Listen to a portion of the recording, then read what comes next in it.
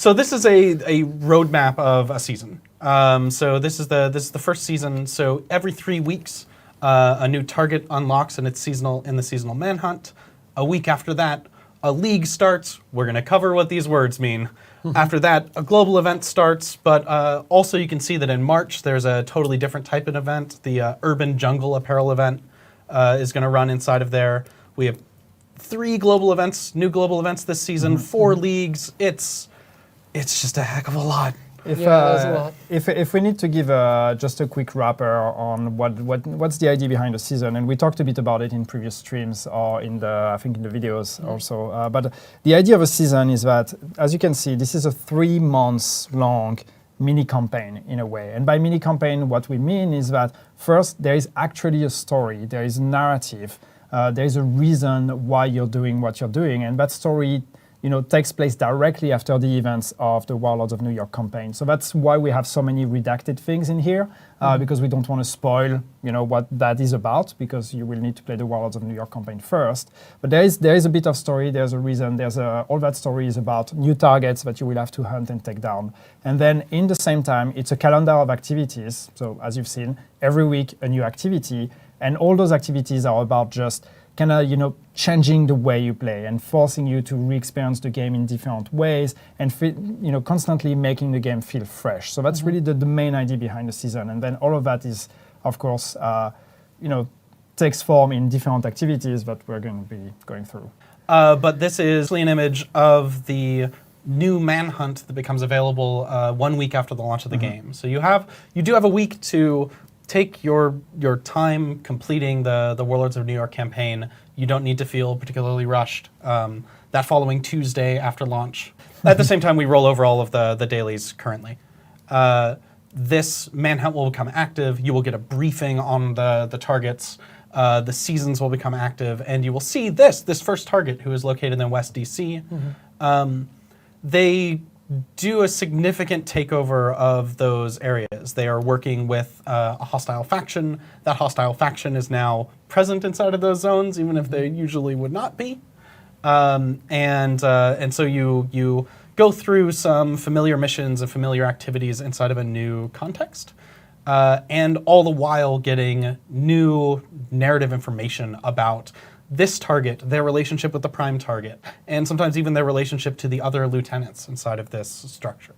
It's actually really neat, even if you are playing, if you've reached endgame before this has unlocked, you actually can intercept transmissions between them by completing other activities inside of the world. So even if this is not specifically yet active, you start getting little prologues essentially to it. Yeah. What's nice is if you get to this center target is using a new unique skill variant, and they are going to use it against you. And once again, as sort of in the style of Warlords of New York that we've established, you will pry that from their cold dead hands, and it's yours, friend. You have a new skill variant, and that's how you get it. You get it from this target. Yes. It's nowhere else. Yeah, it shows up. That is a unique. We're calling them target missions. It takes you to a familiar location, but is entirely rescripted with an entirely new set of enemies, and it's all themed around introducing you to that mechanic and introducing you to that new tool. Yeah. Cool. And so just to go a bit on like the activities that you have on the left. So when we talk about structure, this is one of the ways we're doing it. It's like basically saying that manhunt is a way for you to prioritize the activities you're going to be playing. So you get that checklist basically of the activities you should be doing and where you should be doing them. So if you log in and you just want to contribute to your season, you want to level up your season, because the season comes with a whole progression, but we're going to be covering later, and all of that, and you just want to jump in and do the next thing, you can just go through that checklist and just then do the things that you're being asked to, or you can do whatever you want and then keep progressing your season. But of course, this is what you need to do for the manhunt. So that's one way of helping you out, prioritizing the activities you should be playing and making sure that you're experiencing the whole buffet of stuff that is available in the endgame. I would also note that you'll notice at the top right of that screen, it's back. It says normal. When you set the global difficulty, you can reset. You do reset this progress. Any progress towards the prime target remains. So it's like if you have actually killed one of their lieutenants, congrats, you've killed one of their lieutenants. But it's like, I want to see Constitution Hall, Foggy Bottom, and West End taken over again so that I can go fight those control points again, you can go fight those control points again. That is on demand, reset the world. All the way up to Heroic. All the way up to Heroic. Every single mission is available in Heroic. That's so cool. It's with 5 so directives? hard. You can do and you can do it with 5 directives. Yes, you can add direct. So just to clarify, yes, that means that Manhunt, for example, has a new skill variant, and you can expect with new seasons, new Manhunt, new skill variant. Yeah. It's also important, like, we will eventually have an in-game way to get that skill variant once you're inside of Season 2. Yes. But we are not revealing what that is, but it will just be a thing you can do inside of the game to get access to it. So we wanted to make certain that seasons were really easy to access, since they drive most of our experience of the end game. And so, like, this is the pause menu. It's very exciting, I can see.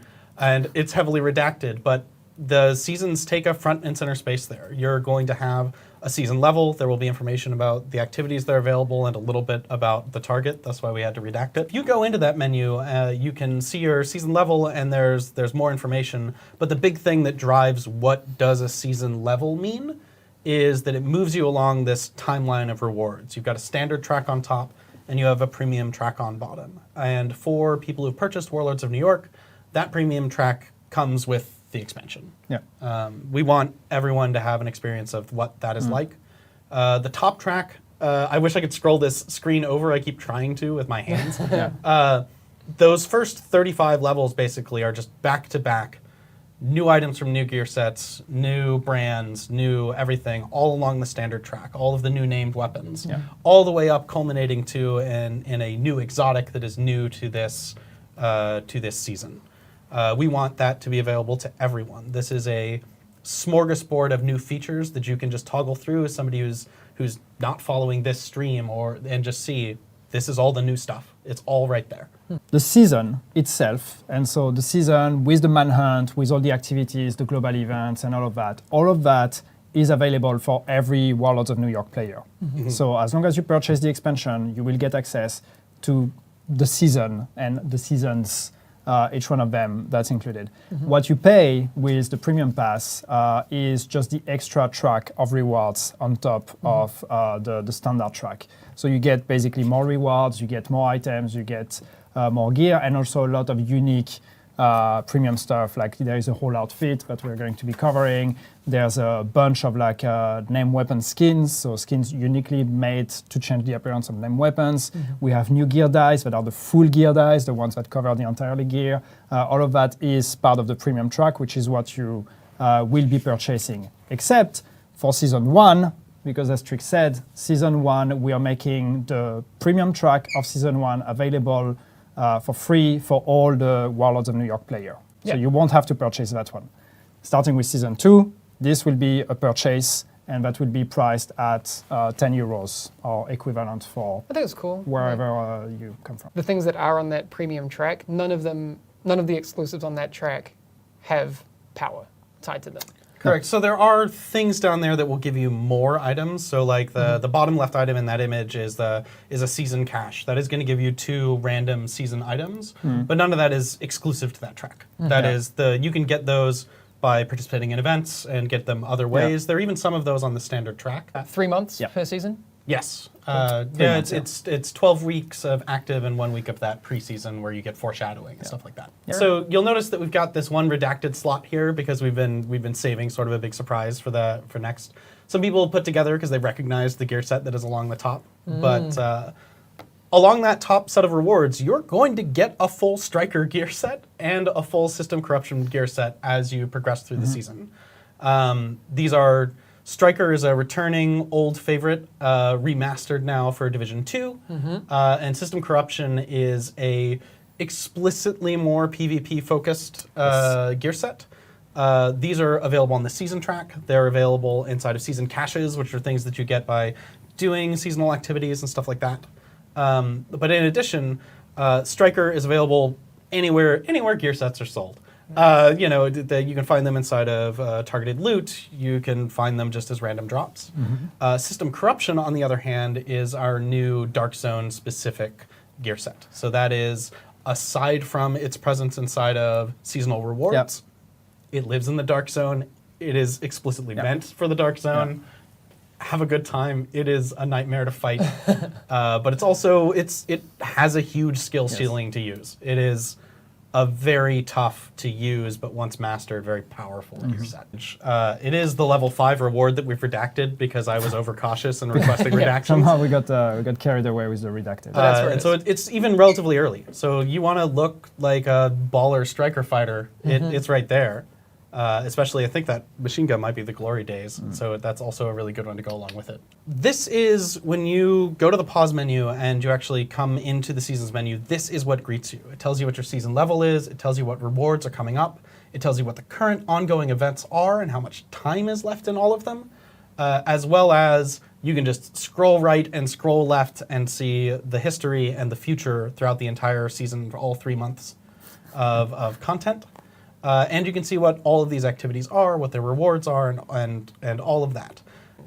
So when a global event is started, players opt into it. You do so here inside of the seasons menu. You can do that if you're in any safe space. And now when you walk out, you're greeted by these enemies who are yellow or blue. And you'll notice that your arm is either yellow or blue, positive or negatively charged.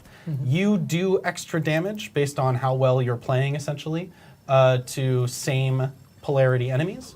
And if you really want them to change polarity, you can go up and punch them in the face. That'll change the polarity of them and everyone else in their fire team.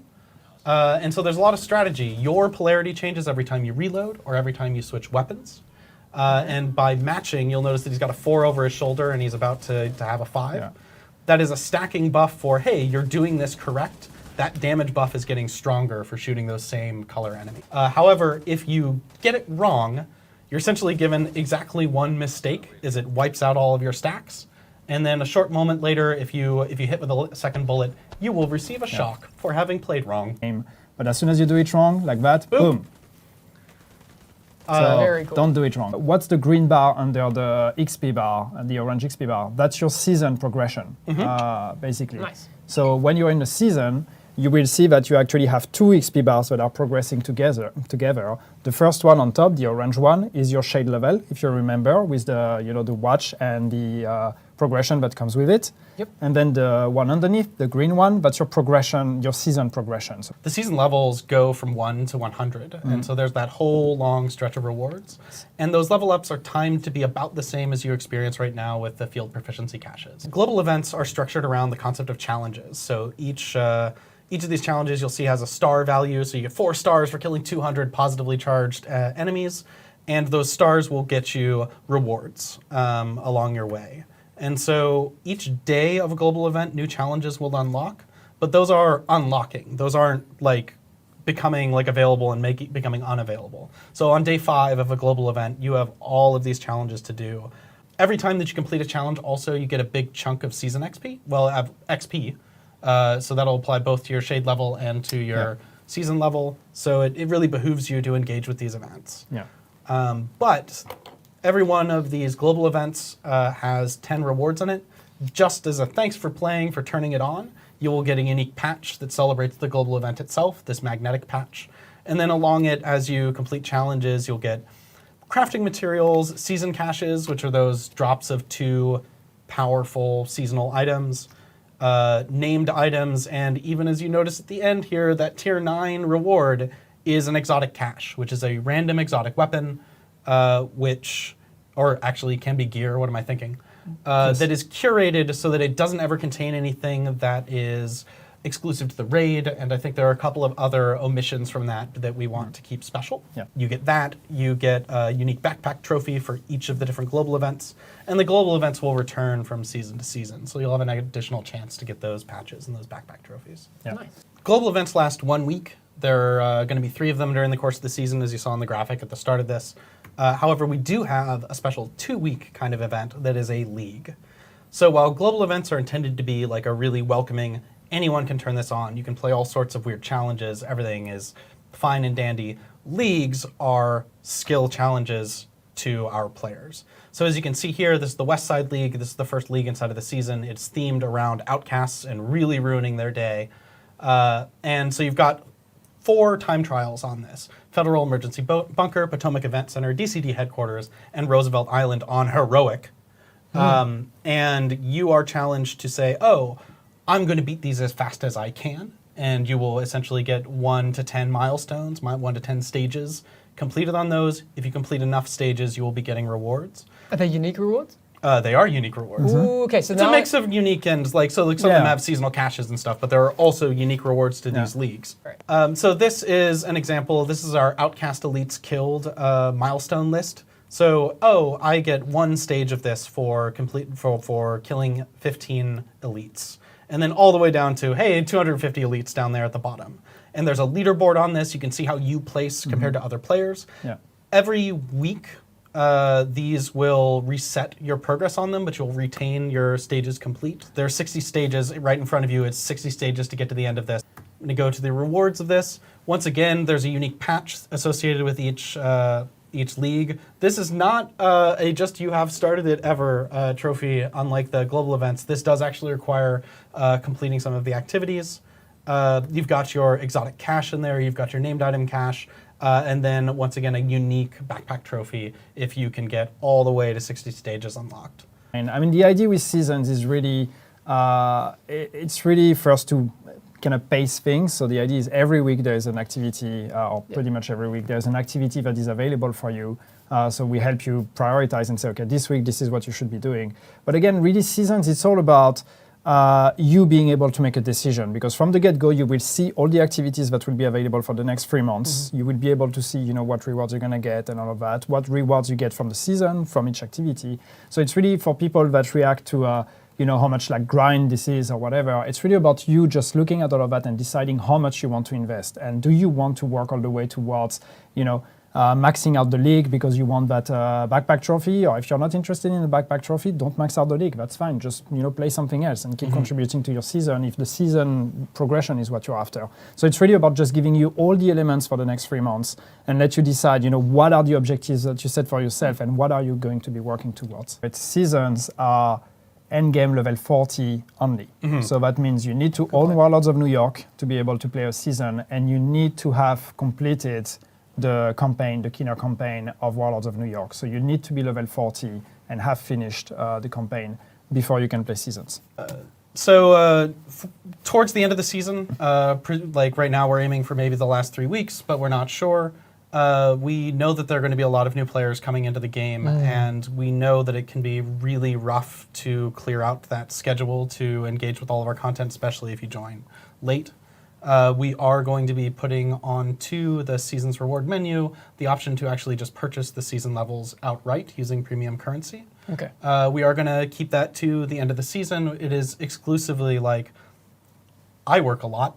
And I've got, if you are somebody else who also has not the time or have joined too late, like you deserve to also get access to that exotic that is on that timeline. You deserve to get those, the gear dyes and emotes and that kind of thing that are on the season track. And if you join late, that's not really going to be a possibility for you. Sure. And so we want to make those available. And so only at the end of the season, we are going to open up the option to actually purchase only season levels. They won't impact your shade level. They're just going to get you those items inside of that track. Yeah, I think it goes to address like a thing we've had before, where we've had events, and the example of a global event where there was a mask, people could miss out, right? Yeah.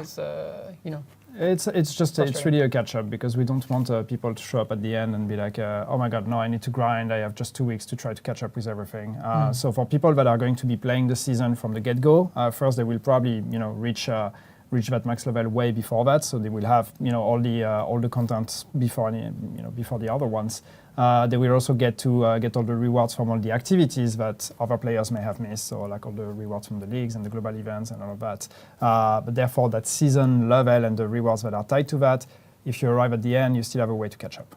So they are, just to be 100% transparent here. Yes, there are items on the premium track, but there is no exclusive gameplay item that you can't get anywhere else. Everything that you get on the premium track is random. It's just more items from the season, but this is stuff you're going to get on the standard track as well, and stuff that you're going to be able to drop in the game as well. So there is nothing that you're going to get earlier or that you're going to get exclusively from spending money.